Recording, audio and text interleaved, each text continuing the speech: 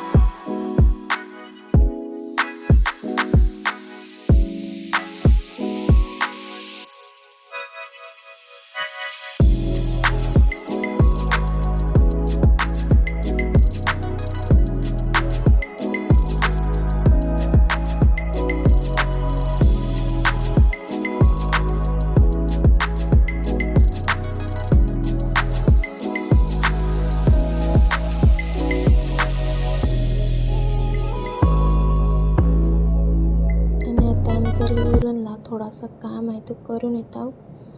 तेव्हा आम्ही सोनारीचे आलतो.